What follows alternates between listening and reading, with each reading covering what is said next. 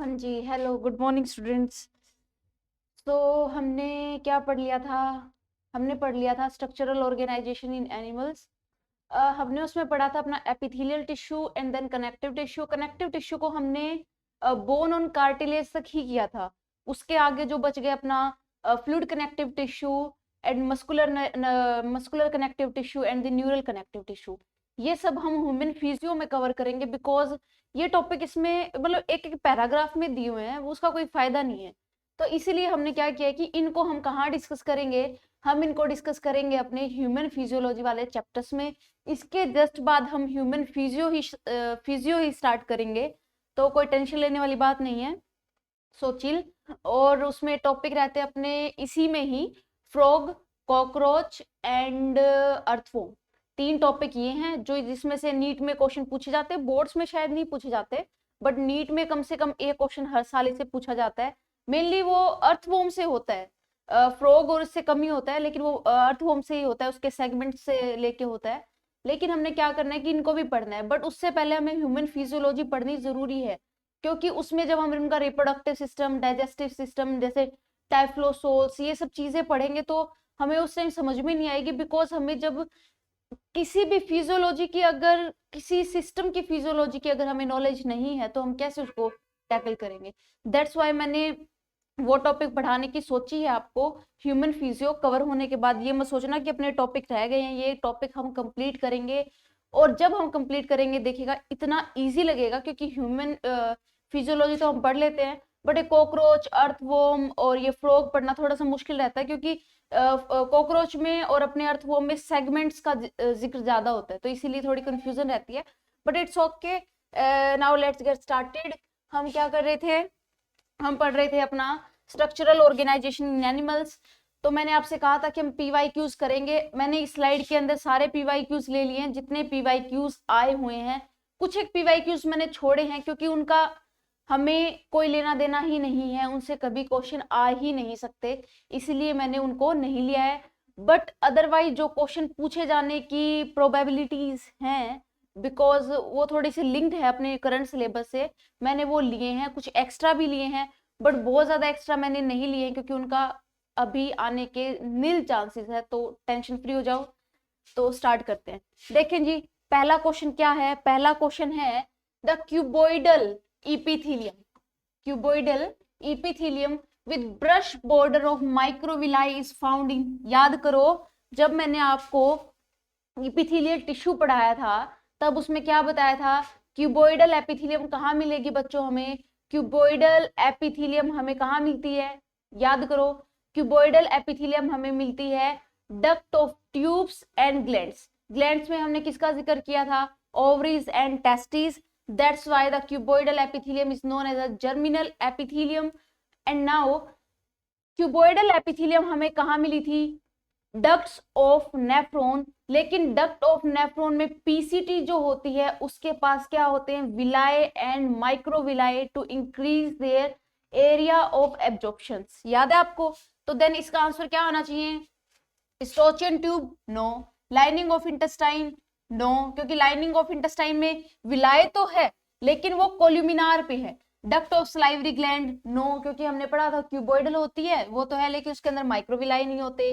फिर आता है अपना proximal convoluted tubule of nephron. Yes, तो इसका आंसर क्या जाएगा? PCT of nephron. याद करो, पीसीटी ऑफ नेफ्रॉन। जब मैंने आपको ये टॉपिक पढ़ाया था तब मैंने बताया था कि नीट में इससे क्वेश्चन पूछा गया है। ओके ओके जी, अब आगे चलते हैं। हो गया आपका पहला क्वेश्चन। अब चलते हैं सेकंड पे। इसमें है choose the correctly matched pair. पहला क्या है? इसमें से हमें क्या चूज करना है जो सही है? तो देखो, inner lining of salivary duct, ciliated epithelium no. Ciliated epithelium कहां पाई जाती है? सीलिएटेड एपिथेलियम पाई जाती है inner lining of hollow organs like कौन कौन से? Fallopian tubes and bronchioles. तो सलाइवरी ग्लैंड, तो सलाइवरी ग्लैंड वाली में तो कोई सीलिएटेड होती नहीं है, तो ये तो ऑप्शन है नहीं, गलत है ये। Moist surface of buccal cavity पे ग्लैंडुलर एपिथेलियम नहीं। हमने जब कंपाउंड एपिथेलियम पढ़ा था उसके अंदर हमने क्या पढ़ा था कि moist surface of buccal cavity, pharynx और अपनी आउटर स्किन और साथ के साथ tubes of salivary gland and tubes of salivary gland के साथ साथ डक्ट ऑफ पेंक्रियाज, वहां पे क्या मिलती है हमें? Compound epithelium. तो moist surface of buccal cavity पे क्या मिलती थी? Compound epithelium. बट यहाँ पे क्या दिया हुआ है? Glandular epithelium. तो हम कहेंगे कि ये गलत है। फिर आता है tubular part of nephron. Tubular part of nephron में क्या था? Cuboidal epithelium. अभी मैंने बताया पिछले वाले क्वेश्चन में कि ट्यूबुलर पार्ट ऑफ नेफ्रॉन में क्या था? Cuboidal epithelium. बट पीसीटी एक स्पेसिफिक रीजन है जहां पर क्यूबोइडल एपिथेलियम्स के पास क्या प्रेजेंट होती हैं? Villi and microvilli. Then we say the tubular part of nephron has cuboidal epithelium. ये पॉइंट क्या है? सही है। अब देखते हैं inner surface of bronchiole. Inner surface of bronchiole पे क्या दिया हुआ इन्होंने? Squamous epithelium. बट हमने क्या पढ़ा था? Inner surface of bronchioles have क्या थी? Ciliated columnar epithelium. याद करो मैंने बताया था फैलोपियन ट्यूब्स एंड ब्रोंकियोल्स के पास क्या होती है? सीलिएटेड कोल्यूमिनार। क्या होती है? सीलिएटेड कोल्यूमिनार। बल्कि यहाँ पे क्या दिया हुआ है? Squamous epithelium. तो ये भी गलत है। तो इसका आंसर क्या आएगा बच्चों? सी। इसका आंसर क्या आएगा? सी। तो अब चलते हैं आगे अपना क्वेश्चन नंबर 3। एक मिनट में पानी पी लूं, पानी नहीं है।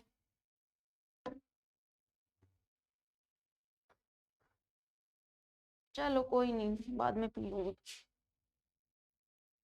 चलें अब देखें आता क्या है? The ciliated columnar epithelial cells in human are known to occur in। याद करो सीलिएटेड कोल्यूमिनार एपिथेलियम कहां पाई जाती थी? मैंने दो ही लोकेशन बताई थी, फैलोपियन ट्यूब्स एंड ब्रोंकियोल। तो देखते हैं इन ऑप्शंस में कहीं ये है स्टोचियन ट्यूब एंड स्टोमक लाइनिंग, ये भी नहीं है। Bronchioles and fallopian tube, yes हमें अपना ऑप्शन मिल गया है। वो क्या था?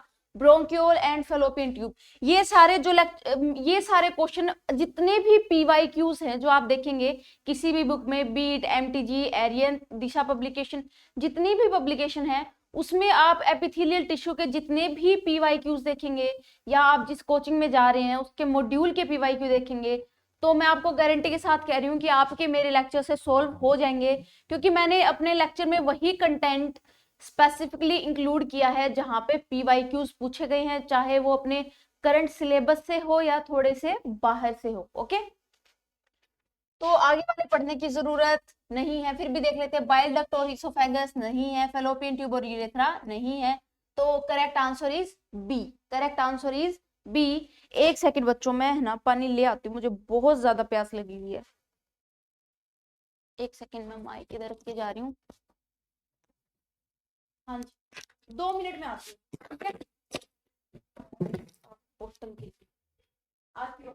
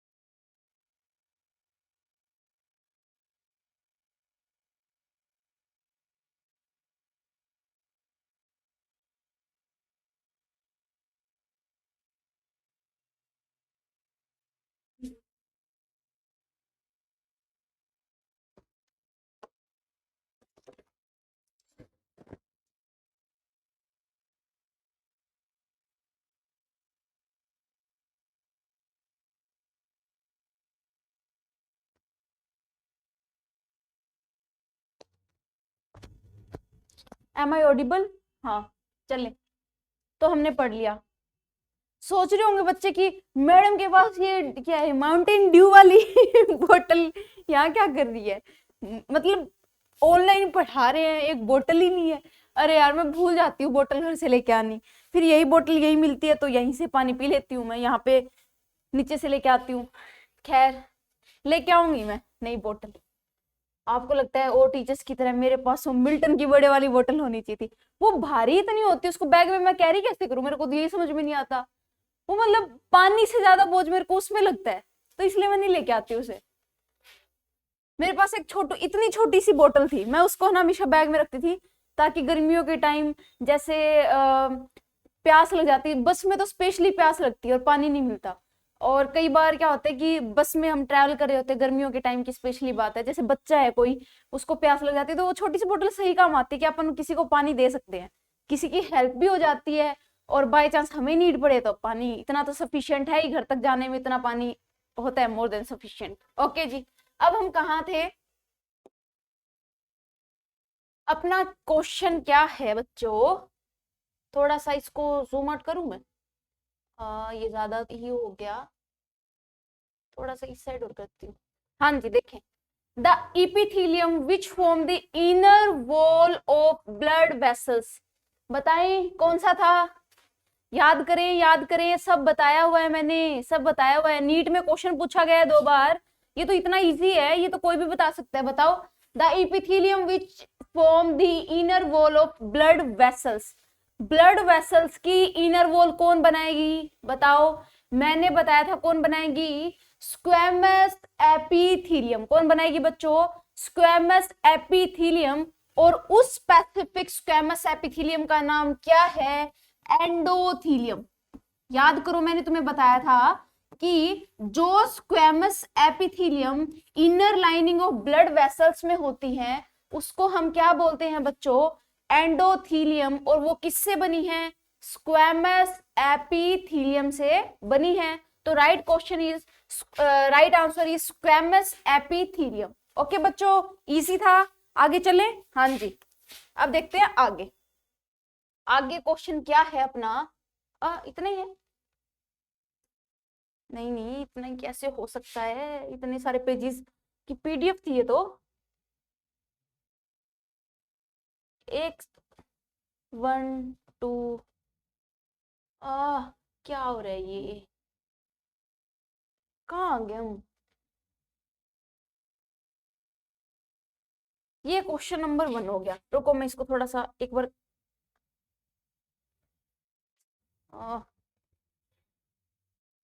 क्वेश्चन नंबर 3 हो गया, क्वेश्चन नंबर 4 हो गया अपना, अब आता है क्वेश्चन नंबर 5।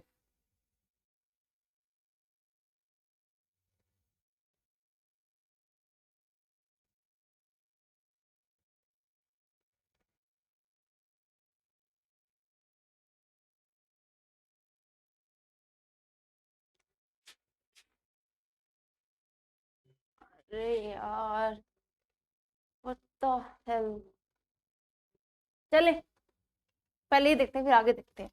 अब देखते हैं, the type of epithelial cell which line the inner surface of fallopian tubes, bronchioles and small bronchi. It's the most easiest question because मैंने पहले ही बताया था कि अपनी जो कौन है फैलोपियन ट्यूब है फीमेल्स के अंदर, और ब्रोंकियोल्स जो है हमारे लंग्स के अंदर, उनके अंदर क्या प्रेजेंट है बच्चों, सीलिएटेड एपिथेलियम। और उसका कोई टाइप पूछ ले कि सीलिएटेड जो एपिथेलियम है उस एपिथेलियम में कैसी सेल्स है, तो वो कैसी थी, कोल्यूमिनार सेल्स थी। तो हमने क्या पढ़ा था, फैलोपियन ट्यूब्स और ब्रोंकियोल के अंदर क्या प्रेजेंट होती है, सीलिएटेड कोल्यूमिनार एपिथेलियम। तो क्या स्क्वेमस होती है, नहीं होती। फिर आगे चलते हैं, कोल्यूमिनार होती है, ये भी है, सीलिएटेड होती है तो हम क्या कहेंगे, सीलिएटेड। प्रेफरेंस किसको देंगे हम, सीलिएटेड को, बिकॉज सीलिएटेड एपिथेलियम मेनली उनके अंदर प्रेजेंट होती है। अगर ये पूछ ले स्पेसिफिकली कि किस टाइप की सेल्स हैं, किस टाइप की सेल्स हैं, सीलिएटेड ही सेल्स हैं, वो क्या कहेंगे हम, कोल्यूमिनार। अगर हमसे कोल्यूमिनार और सीलिएटेड में से इन दोनों में से पूछे तो हम किसको टिक करेंगे? सीलिएटेड एपिथेलियम को। तो प्रायोरिटी किसको जाएगी? सीलिएटेड एपिथेलियम को जाएगी। ओके, फिर आता है अपना next question, the cell junction mainly tight, adhering and gap junctions are found in. Common सी बात है, हमने किसमें पढ़े थे ये क्वेश्चंस? याद करो, ये जो जंक्शंस थे हमने किसमें पढ़े थे? किसमें पढ़ाए थे? मैंने किसमें पढ़ाए थे? अपनी एपिथेलियल टिश्यू के अंदर मैंने पढ़ाए थे। तो कॉमन सी बात है, ये कहाँ मिलेंगे हमें? एपिथेलियल टिश्यू के अंदर ही मिलेंगे। तो हम क्या लिखेंगे? Epithelial tissue. इस मतलब कितना इजी है, मतलब कितने मतलब कैसे कैसे क्वेश्चन पूछते हैं। देखो, एपिथेलियल टिश्यू के अंदर ही मैंने जंक्शन पढ़ाए थे, तो आंसर क्या जाएगा? Epithelial tissue. अब आता है अपना कौन सा question? Next question. Next question is question number 7, which is simple epithelium is a tissue in which cell are hardened and provide support to organ। no, support तो कौन प्रोवाइड करता है? अपना connective tissue cemented directly to one another to form a single layer। हाँ, simple epithelium से हमें क्या पता चल रहा है कि वो क्या बनाएगा? एक सिंगल लेयर बनाएगा। तो हमें पता है वो साथ साथ एक दूसरे से अटैच होती है और सिंगल लेयर बनाती है। तो आंसर ये जाएगा। इट्स कॉमन सी बात, क्योंकि सिंपल एपिथेलियम में लेयर ऑफ सेल्स कितनी होती थी? ओनली 1। ओके, अब इसका आगे वाले ऑप्शंस देख लेते हैं। The continuously dividing to provide form to an organ. नहीं, फॉर्म थोड़ी ना प्रोवाइड करती है किसी ऑर्गन को, मतलब उसकी शेप थोड़ी ना प्रोवाइड करती है वो। और loosely connected to another to form irregular organ. नहीं, ये क्लोजली पैक्ड होती है। इसमें लिखा हुआ है लूजली कनेक्टेड होती है, तो ये भी गलत है, ये भी गलत है, ये तो गलत था ही। तो सही क्या बचा? Option number B. अब आता है सेकंड। अब आता है the basement membrane is made up of. याद करो, बेसमेंट मेम्ब्रेन किससे बनी होती थी? बेसमेंट मेम्ब्रेन बनी होती थी अपनी द सिक्रीशंस ऑफ किसके सिक्रीशंस थे? वो एपिथेलियल सेल के सिक्रीशन थे। और मैंने तुम्हें पहले ही बताया था कि basement membrane is a acellular membrane. Basement membrane is a acellular membrane because इसके अंदर कोई भी सेल्स नहीं होती। ये किससे बनी है? केमिकल से बनी है। और वो केमिकल्स किसने सिक्रीट किए हैं? अपनी जो एपिथेलियल सेल्स हैं उन्होंने उन केमिकल्स को सिक्रीट किया है। तो हम क्या कहेंगे? क्या वो एपिडर्मल सेल्स होती है? नहीं, वो सेल्स तो होती नहीं है। तो चाहे वो ऑप्शन में कौन सी ही सेल आ जाए, आज तो मैं इरिटेट हो रही हूँ इससे। हाँ जी, देखो क्या था? द बेसमेंट मेम्ब्रेन किससे बनी है? क्या वो एपिडर्मल सेल से बनी है? नहीं। एंडोडर्मल सेल से बनी है? नहीं। नो सेल, कोई भी सेल नहीं होती। और किससे बनी है? Product of epithelial cell. ये मैंने आपको बताया था। तो right answer is C. Right answer is C. मैंने बताया था कि अपनी एनसीईआरटी में नहीं है, बट बाय चांस इनसे पूछा जा सकता है बेसमेंट मेम्ब्रेन से। तो बेसमेंट मेम्ब्रेन से बाय चांस कोई क्वेश्चन पूछा जाए तो हम क्या करेंगे कि वो किससे बनी है? किसी सेल से नहीं बनी, वो केमिकल से बनी है। वो प्रोडक्ट किसके हैं? अपनी एपिथेलियल सेल्स के ही प्रोडक्ट है। ओके बच्चों, now get to the point number 9 which is, देखते हैं क्या है। An epithelial tissue which has thin flat sales.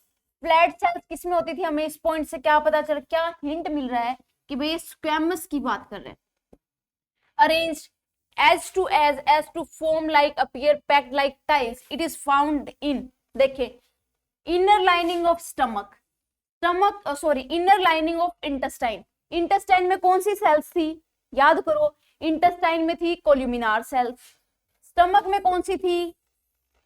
वो उसमें भी कोल्यूमिनार सेल्स थी। और inner lining of fallopian tube, उसमें क्या थी? उसमें क्या थी बच्चों? उसमें थी अपनी कौन सी सेल्स? अपनी सीलिएटेड कोल्यूमिनार। बचा कौन सा option? Inner lining of cheeks. देखो कभी नोटिस करना तुम कि नीट में क्वेश्चन आएंगे, नीट में तुम्हें लगेगा कि ये क्वेश्चन का ऑप्शन बाहर से था, लेकिन नहीं, उसमें से वो क्या करता है, लगभग 3 क्वेश्चंस को क्या करेगा, एनसीईआरटी से दे देगा। और हमने एनसीईआरटी पढ़ी तो हम 3 क्वेश्चंस को तो पता कर सकते हैं कि भाई ये सही है या गलत है। फिर फोर्थ जो ऑप्शन होता है ना, कई बार वो क्या होता है, आउट ऑफ एनसीईआरटी होता है। किससे होता है? Out of NCERT. तो बच्चों को लगता है बाहर से है, नहीं, उसने 3 हिंट ही दे दिया आपको एनसीईआरटी से, तो ऑफ कोर्स फोर्थ गलत ही होगा। अगर आपके 3 मैच कर रहे हैं, आपको एनसीईआरटी आपने पढ़ी है, आपके 3 ऑप्शंस मैच कर रहे हैं फोर्थ, तो कॉमन सी बात है कि फोर्थ गलत है। अगर आपके 3 गलत है, कॉमन सी बात है कि फोर्थ सही है। तो इतना ज्यादा हसल बनाने की जरूरत है नहीं वैसे। अब इसका मैं रीजन भी देती हूँ। ऐसा नहीं है कि हमने इसको तुक्का ही मार लिया, स्टूडेंट्स तुक्का मार सकते हैं, टीचर्स तो नहीं मारेंगे। तो देखो, the inner lining of cheeks, देखो चिक्स के अंदर, मतलब मैंने बताया था अपनी जो बक्कल कैविटी है, बक्कल कैविटी में चिक्स है, तो ये अपनी जो अंदर की सरफेस होती है वो कौन सी थी अपने, मैंने क्या बताई थी आपको, कंपाउंड इपीथीलियम। ये अपनी क्या थी, कंपाउंड इपीथीलियम। मान लो ये चिक है ऐसे, ये हमने ऐसे किया हुआ है, ये अपनी चिक्स की वॉल है। अब देखो मैंने बताया था ऊपर की जो सबसे लेयर होती है, शुरू की 3 लेयर्स होती हैं, वो किससे बनी होती है, स्क्वैमस एपिथेलियम से। और पहले वाली का नाम क्या है, स्ट्रेटम कोरिनम। क्या था, स्ट्रेटम कोरिनम। दूसरी का नाम क्या था, स्ट्रेटम ल्यूसीडियम। और तीसरी का नाम था स्ट्रेटम ग्रेनुलोसा। तो ये 3 जो लेयर होती थी वो किससे बनी थी, स्क्वैमस एपिथेलियम से। तो चिक्स की इनर लाइनिंग की पहली सरफेस क्या है बच्चों हमारे पास, स्क्वैमस एपिथेलियम। ओके, आगे चलते हैं, क्वेश्चन नंबर 10। ओके, क्या आता है, identify the type of cell junction that help to stop the leakage of substance across a tissue. तो लीकेजिंग को कौन स्टॉप करता था, याद करो, लीकेजिंग को स्टॉप, देखो एक सेल यहाँ थी, एक सेल यहाँ थी, यहाँ पे ये जंक्शंस प्रेजेंट होते थे, इस सब्सटेंस को यहाँ से यहाँ क्रॉस नहीं करने देगा। ये कौन सा अपना जंक्शन था, इस जंक्शन का नाम था हमारे पास कौन सा जंक्शन, टाइट जंक्शन। कौन सा था, टाइट जंक्शन। तो इतना तो हमें पता चल गया कि इसका आंसर क्या है, टाइट जंक्शन। अब आगे देखते हैं, facilitation of communication with neighbouring cells via rapid transfer of ions and molecules. तो कौन सा जंक्शन था, gap junction. Tunnel like, tube like होता था, जो क्या करता था, 2 सेल्स के साइटोप्लाज्म को आपस में जोड़ता था, ताकि क्या हो सके, मॉलिक्यूल्स का ट्रांसपोर्ट हो सके, साथ के साथ आयंस का ट्रांसपोर्ट हो सके, और कई बार लार्ज मॉलिक्यूल का भी ट्रांसफर हो सके। तो इसका आंसर क्या आएगा अपना, गैप जंक्शन। तो क्या आना चाहिए, टाइट और गैप। टाइट और गैप कहीं दिख रहा है आपको, ये पहले वाला तो गैप नहीं था, टाइट था, पहले वाला तो अपना टाइट है, ये भी गलत है, हाँ ये मिल रहा है, टाइट जंक्शन पहले वाला एंड गैप जंक्शन रिस्पेक्टिवली। तो आंसर क्या आ जाएगा हमारा, tight junction and gap junction. और उसमें क्या है अपना ऑप्शन नंबर सी, क्या सही है अपना ऑप्शन नंबर सी। ओके, अब आगे चलते हैं। अब क्या है अपना, देखें, the epithelial tissue present in the inner surface of bronchiole and fallopian tube. ये क्वेश्चन फिर से आ गया क्या, देखो ये क्वेश्चन कितनी बार पूछा गया, कम से कम हमने 3-4 क्वेश्चन ऐसे किए हैं कि जो मतलब इतने बार पूछे गए हैं। तो मैंने ये क्वेश्चन, अब सोचो कि बार बार रिपीट ही क्यों किए मैम ने, मैंने ये दिखाने के लिए रिपीट किए हैं कि क्वेश्चन रिपीट होते हैं, time to time question repeat होते हैं। कई बार हमें लगता है वो आउट ऑफ एनसीईआरटी है, लेकिन वो आउट ऑफ एनसीईआरटी नहीं होते। चले, the epithelial tissue present in the inner surface of bronchiole and fallopian tube क्या होती थी, सीलिएटेड कोल्यूमिनार। तो हमें सोचने समझने की, चेक करने की जरूरत ही नहीं है, इसमें क्या है, सीलिएटेड कोल्यूमिनार एपिथेलियम। तो आंसर क्या जाएगा, सी। आंसर क्या जाएगा बच्चों, सी। ओके, अब आता है आगे, in which of the following preparation you are you likely to come across a cell junction more frequently। Cell junctions कहाँ पे होते थे, सेल जंक्शंस होते थे किसमें, एपिथेलियल टिश्यू के अंदर होते थे। इनमें से देख लो भाई, एपिथेलियल टिश्यू का कौन सा टाइप था, थ्रोम्बोसाइट नहीं, थ्रोम्बोसाइट किसका टाइप है अपना, किसका टाइप है, अपनी ब्लड में आता है ये।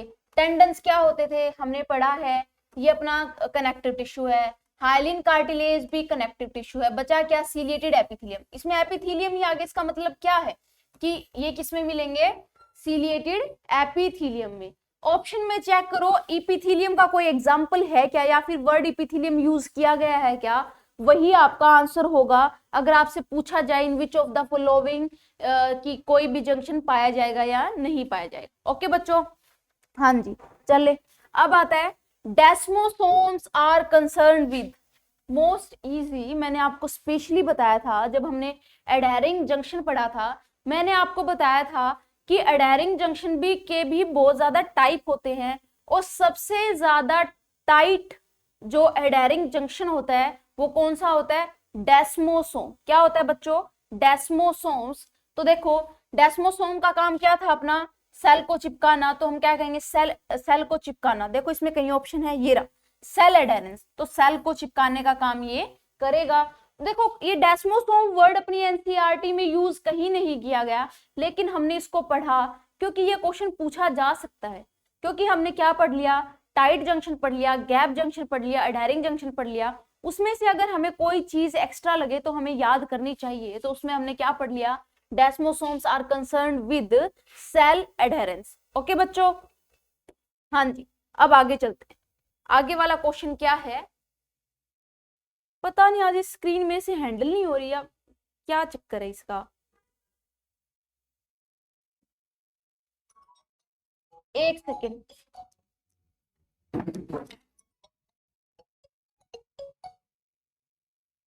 हेलो, हाँ मैं क्लास में हूँ, मैं बाद में करूँ बात, ठीक है।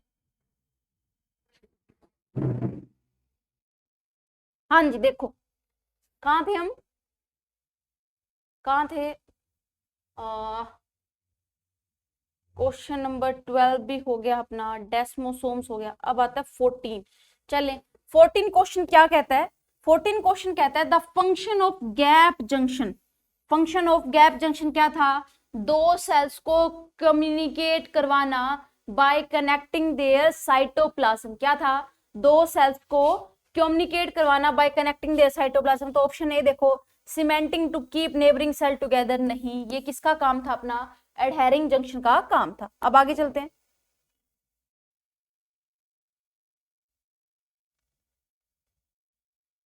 हाँ जी दूसरा क्या है, facilitate communication with adjoining cell by connecting their cytoplasm for rapid transfer of ion, small molecule and some large molecule। ये अपना ऑप्शन क्या है, सही है, यही काम था अपने गैप जंक्शन का। और तो कोई हो ही नहीं सकता, separate two cells with each together, नहीं, सेपरेट तो करेगा ही नहीं कोई भी जंक्शन हो। Stop substance from leakaging across a tissue, ये अपना टाइट जंक्शन का काम था।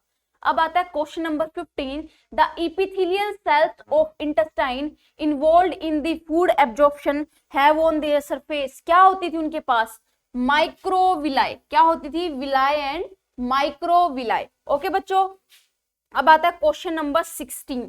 क्वेश्चन नंबर 16 क्या है, the characteristics of simple epithelium, they are arrange discriminately. मतलब क्या वो अलग अलग अरेंज होती है, इसका मतलब क्या है, अलग। क्या वो अलग अलग अरेंज होती है, नहीं, वो तो साथ में जुड़ के रहती है। Make a definite layer, yes, वो क्या बनाती है, एक प्रॉपर लेयर बनाती है, तो इसका आंसर क्या आ जाएगा, बी। अब दूसरे और ऑप्शन देखते हैं, continue to divide and help in organ formation, नहीं, ये ऑर्गन फॉर्मेशन नहीं करती है, और नन ऑफ दी अबो, ये तो हो ही नहीं सकता, तो आंसर क्या जाएगा, make a definite layer.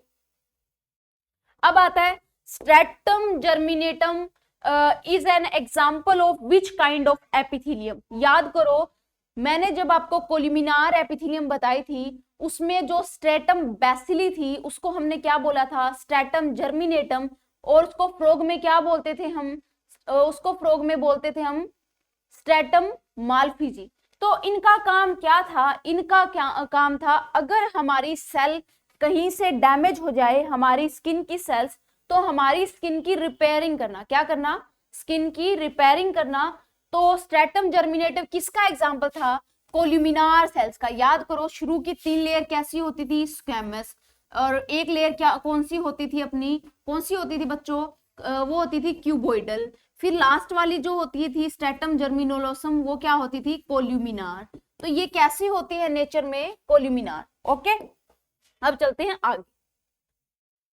The layer of actively dividing cells in frog is termed as stratum. Of course stratum Malpighi, मैंने आपको ये पहले ही बता दिया था कि जो सेल्स डिवाइड करती है कौन सी लेयर होती है, वो स्ट्रेटम जर्मिनेटम। कौन सी होती थी? स्ट्रेटम जर्मिनेटम। और फ्रॉग में इसी स्ट्रेटम जर्मिनेटम को हम एक अलग नाम देते हैं, उसका नाम क्या है? स्ट्रेटम मालफिजी। एक भी क्वेश्चन ऐसा नहीं था जो हमने हमारे लेक्चर्स में ना पढ़ा हो। हमने हर एक चीज हमारे लेक्चर में पढ़ी है। हमने एनसीईआरटी को कवर किया है और साथ के साथ कुछ ऐसे कंटेंट को भी कवर किया है जिससे बाय चांस अगर क्वेश्चन आ भी जाए तो आप उसको टैकल कर सको। तो देखो अपने ये क्वेश्चन हो गए हैं, देखती हूँ आगे और क्वेश्चन है क्या। है बच्चों, है। स्ट्रेटम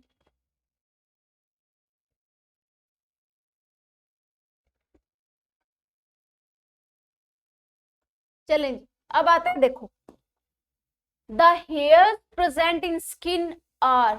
जो अपनी स्किन है उसके अंदर जो हेयर्स प्रेजेंट है वो कैसे होते हैं, वो मैंने ये बात भी आपको बताई हुई है कि देखो स्किन के रीजन होते हैं एपिडर्मल, डर्मल, हाइपोडर्मल। देखो ये होते हैं एपिडर्मल, ये क्या होता है? डर्मल, ये क्या होता है? हाइपोडर्मल। ओके बच्चों, तो जो एपिडर्मल होता है, एपिडर्मल क्या होता है? जो अपनी स्किन की लेयर्स होती हैं वो कौन सा रीजन बनाती है बच्चों? एपिडर्मल रीजन बनाती है। और उसके नीचे जो ब्लड वेसल्स हैं ये सब चीजें हाइपोडर्मल बनाएंगी, सॉरी डर्मल बनाएंगी। फिर उसके नीचे जो ब्लड है और सब चीजें हैं वो क्या बनाएंगी? हाइपोडर्मल बनाएगी। तो मैंने तुम्हें बताया था कि जो हेयर्स होते हैं वो एपिडर्मिस से ओरिजिनेट करते हैं। जैसे प्लांट्स की रूट्स होती हैं, जैसे प्लांट्स की जो रूट्स होती हैं उसमें क्या होता है, हमने किसी प्लांट की कटिंग को बोया तो उसमें रूट्स नीचे की तरफ जाती है, लेकिन वो ओरिजिनेट कहाँ हुई थी? स्टेम से ओरिजिनेट हुई थी, हमने पढ़ा है ये। तो देखो अब ये क्या करेंगी, यहां से यहां इनका ओरिजिन होगा, अभी नीचे की तरफ बढ़ के ऐसे बना लेंगे और यहां से क्या प्रोड्यूस करेंगे? हेयर्स प्रोड्यूस करेंगे। तो ये क्या है? ये अपना डर्मल ओरिजिन है। लेकिन यहाँ स्टार्टिंग किससे हुई? इसका ओरिजिन कहाँ से हुआ था? एपिडर्मिस से हुआ था। मतलब हेयर्स का रीजन मैंने क्या बताया था? ओरिजिन कहाँ है? एपिडर्मल है। वो क्या करेंगे? डाउनवर्ड ग्रोथ करेंगे और डर्मल रीजन में जाएंगे और वहां से न्यूट्रिशन लेके अपने हेयर्स की ग्रोथ करवाएंगे। और जो हमें पता है हेयर्स किससे बने होते हैं? हेयर्स बने होते हैं अपने किससे? डेड सेल से, जिसके अंदर कौन सा प्रोटीन होता है? कैरेटीन प्रोटीन होता है। सुना होगा ना, शैम्पूज आते हैं लोरियल, ट्रेसेमे, ये सब आते हैं, तो उसमें देखा होगा कि क्रेटिन युक्त formula and all this thing ये सब बताते हैं। तो क्योंकि हमारा जो हेयर्स का जो सारा मटेरियल है उसमें जो सेल्स होती हैं वो कौन से प्रोटीन से बनी है? उसके अंदर कौन सा प्रोटीन है? कैरेटीन नाम का प्रोटीन है। तो हम क्या कहेंगे, किससे बने हैं? डेड सेल से बने हैं। और इनका ओरिजिन कैसा है? एपिडर्मल। याद करो हमने लेक्चर में ये बात भी पढ़ी है कि अपने हेयर्स का ओरिजिन कैसा है? एपिडर्मल। और वो नीचे की तरफ ग्रोथ करते हैं बाद में और वहां से न्यूट्रिशन लेके क्या करेंगे? सेल्स की ग्रोथ करवाएंगे। इससे हमारे हेयर्स क्या हो जाते हैं? इंक्रीज हो जाते हैं। ओके, ये क्वेश्चन अपना अभी लेटेस्ट आया हुआ है, जस्ट अभी, मतलब इन कैसे कहें, जस्ट अभी का मतलब है अभी नीट 2021 में आया हुआ है ये क्वेश्चन। देखिए, match the following cell structure, ये दिख रहा है आपको? एक सेकंड, हाँ बिल्कुल सही दिख रहा है। Match the following cell structure with their characteristic feature. देखो टाइट जंक्शन, टाइट जंक्शन का काम क्या था? टाइट जंक्शन का काम था किसी भी सब्सटेंस को लीकिंग से रोकना। तो देखो इसमें कोई ऑप्शन है? सीमेंटिंग नहीं, ट्रांजिशन नहीं। Establish a barrier to prevent leakage of fluid across the epithelial cell. Yes, तो ए का क्या आंसर आएगा? Third, adhering junction. Adhering junction का काम क्या था? सेल को चिपका के रखना। तो इसमें देखो एडेरिंग का पहला ही है। Cement neighbouring cells together to form a sheet. देखो ये क्या करेंगे? सेल्स को चिपका के रखेंगे।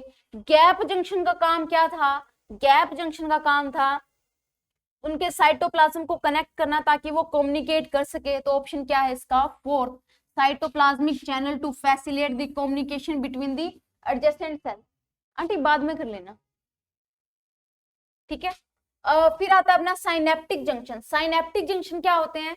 साइनेप्टिक जंक्शन इसमें हम पढ़ेंगे किसके अंदर, अपने न्यूरॉन वाले चैप्टर में, कि जो क्या होती है, न्यूरॉन्स होती है, जो दो न्यूरॉन्स होती है, ऐसे एक न्यूरॉन है, ये अपना मैसेज इधर लेके जाएंगी, फिर आगे एक न्यूरॉन है, तो इनके बीच में जो जंक्शन होता है उसको साइनेप्टिक जंक्शन कहते हैं। तो ये क्या करेंगे, transmit information through chemicals to another cell. तो अपना ऑप्शन ये क्या हो गया, ये। तो ऑप्शन देखो, ए का फर्स्ट कहीं दिख रहा है? सॉरी, ए का फर्स्ट नहीं, ए का है थर्ड, ए का थर्ड, ये रहा ए का। ओके, ऐसे था 1 2 3 4। सॉरी, ये ऑप्शन ए का है, ये ऑप्शन ए का है, ये ऑप्शन ए का है, ये ऑप्शन ए का है, ठीक है, ये अपने ऑप्शन है। ए का क्या है अपना, सेकंड, सॉरी, ए का क्या है अपना, थर्ड, तो ए का थर्ड। बी का क्या है, फर्स्ट, बी का है फर्स्ट। सी का क्या है अपना, फोर्थ, सी का है फोर्थ। डी का क्या है, सेकंड, तो ये क्या है, सेकंड। तो इसका option number C is correct. तो क्या है इसका सही आंसर, सी। ओके बच्चों, आगे चले। फिर आता है आगे वाला जंक्शन, सॉरी आगे वाला question, the cell lining the blood vessel belongs to category of. Common सी बात है, स्क्वेमस एपिथेलियम। हमने पढ़ा है कि वो क्या होती है, स्क्वेमस एपिथेलियम होती है। क्या होती है बच्चों, स्क्वेमस एपिथेलियम।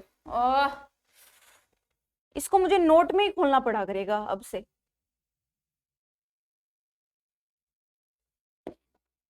तो इसका आंसर क्या आएगा अपना, स्क्वेमस एपिथेलियम। तो हमने क्या किए, एपिथेलियम, जो एपिथेलियम होती है उसके हमने A to Z क्वेश्चंस किए प्रीवियस ईयर, और जो करंट लेटेस्ट कहाँ पे आए हुए हैं, नीट 2021 में पूछे गए हैं सारे क्वेश्चन हैं। अगर किसी को इनका प्रिंट आउट निकलवाना है तो इसका लिंक डिस्क्रिप्शन बॉक्स में आपको मिल जाएगा, मैं प्रोवाइड करवा दूंगी। और साथ के साथ आपको अब हम क्या पढ़ेंगे, कनेक्टिव टिश्यू वाला पोर्शन पढ़ेंगे। तो अभी मैं शुरू करती हूँ वो, तो अभी 5 मिनट का ब्रेक ले लेती हूँ मैं। ओके, तो आप ये प्रिंट आउट निकलवा के एक बार फिर से रिवाइज कर लें, कोई भी डाउट आप कमेंट सेक्शन में डाल दें। ओके जी, थैंक यू।